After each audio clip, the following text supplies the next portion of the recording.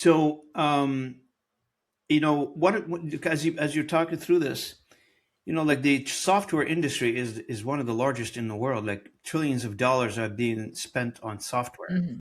As you're going through the process of transformation with some of your customers, do you ever think that the software industry, in comparison to the AI revolution, that the software industry will become obsolete at some point? Well, certainly SaaS in its current form is going to have to change pretty dramatically. I see a lot more combination of professional services and technology kind of fusing together because they're ultimately about just solving real problems.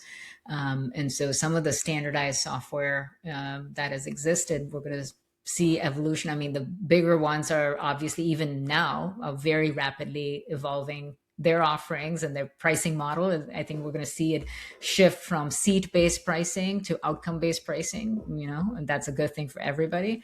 And what I do see is a lot more monopolistic, companies that keep getting bigger and bigger and bigger that are going to gobble up a lot of the others. Where for a startup, your entire product could just be a feature addition for one of the bigger players. So you may not You live got to diluted pretty quickly. you got diluted pretty quickly. I mean, there was a time where you could start a company and it could exist for 10 years and you could True. IPO or you could have some kind of meaningful exit.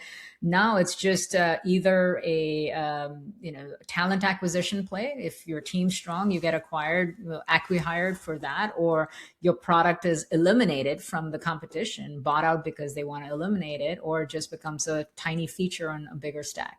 So I think the lifespan of startups, we're going to probably see it shrink Shrink in the software sector, right? in the software cycle. And the other reason is also AI is very infrastructure dependent, right? Because the electricity requirements, the water requirements, chips, all of those things, that if you are not able to get those resources and you can raise capital, for example, because there's some companies that are growing at insane rates and the others have mediocre growth rates in comparison. That's going to affect your ability to raise capital. If you can raise capital, you're not going to get access to the resources and infrastructure that you need, in which case you just basically run out of steam.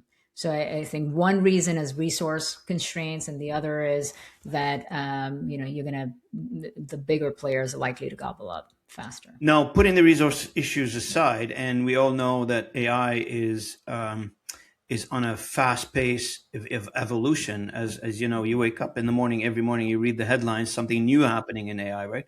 It's not. It's one thing that is constant is the complete changes that we're seeing in AI to the better every single day that this is happening, versus a software which we normally, for those who use software from our audience, as you know, you download the software, you buy it, you download it, and you wait for the next feature to be added or the next revision to be sold to you as an upgrade down the road a year later or something, version 1.1, 1.2, all that stuff. With Yeah. AI, we skipped all that and Yeah. we embedded the evolution inside the core technology, which now you don't have to buy it.